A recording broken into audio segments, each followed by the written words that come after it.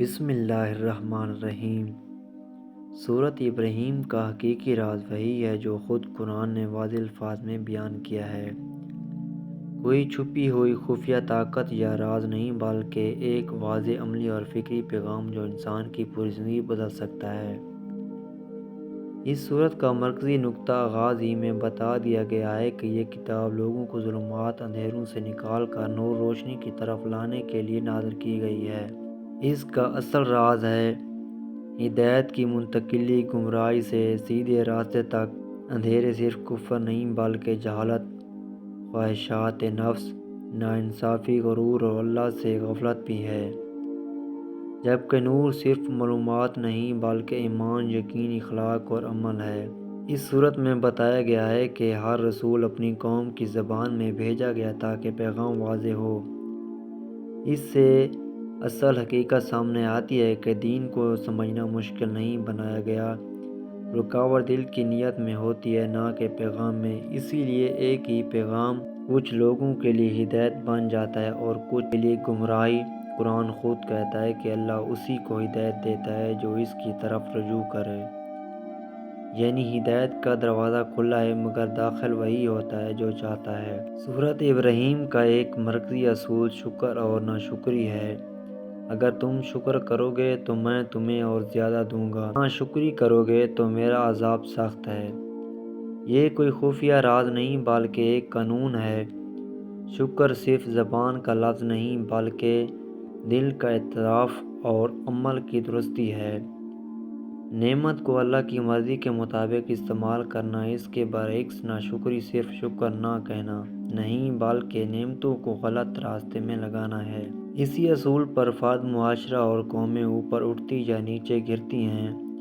اس صورت میں کلمہ طیبہ، پاک کلمہ کو ایک مضبوط درخت سے تشبیہ دی گئی ہے جس کی جڑیں گہری اور شاخیں آسمان تک ہیں اور وہ ہر وقت پھل دیتا ہے۔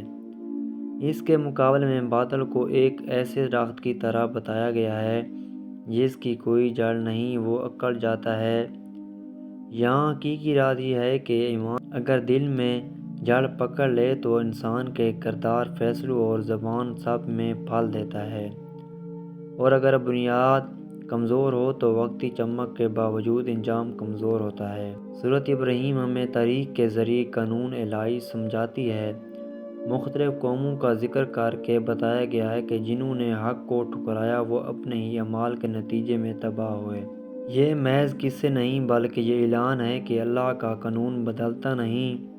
حق کو قبول کرو گے استقامت ملے گی، انکار کرو گے تو انجام بگڑے گا۔ اس میں کوئی پراسرار راز نہیں بلکہ ایک واضح سنت ہے جو ہر دور میں دہرائی جاتی ہے۔ ایک اور اہم حقیقت شیطان کی حقیقت ہے۔ قیامت کے دن شیطان خود کہے گا کہ اس نے صرف دعوت دی تھی، زبردستی نہیں کی۔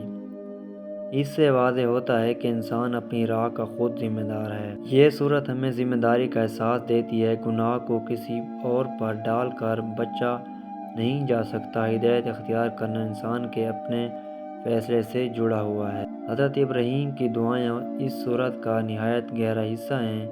شہر مکہ کے لیے امن کی دعا، اپنی اولاد کو شرک سے بچانے کی دعا اور نماز قائم رکھنے کی دعا۔ یہاں اصل راز یہ ہے کہ سچا ایمان صرف اپنی اصلاح تک محدود نہیں رہتا بلکہ نسلوں کی اصلاح تک پھیلتا ہے۔ ایک مومن کی نظر لمبی ہوتی ہے، وہ اپنے بعد آنے والوں کے ایمان کی فکر بھی کرتا ہے۔ اس صورت میں دنیا اور آخرت کا توازن بھی واضح ہے۔ دنیا کو مستقل ٹھکانہ نہیں بتایا گیا جبکہ آخرت کو اصل قرار دیا گیا۔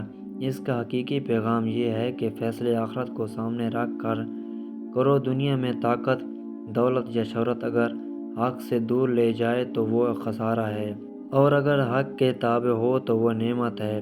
آخر میں سورۃ ابراہیم کا خلاصہ یہ ہے کہ ہدایت کا راستہ واضح ہے، خفیہ نہیں۔ کامیابی کا اصول شکر، ایمان اور عمل ہے۔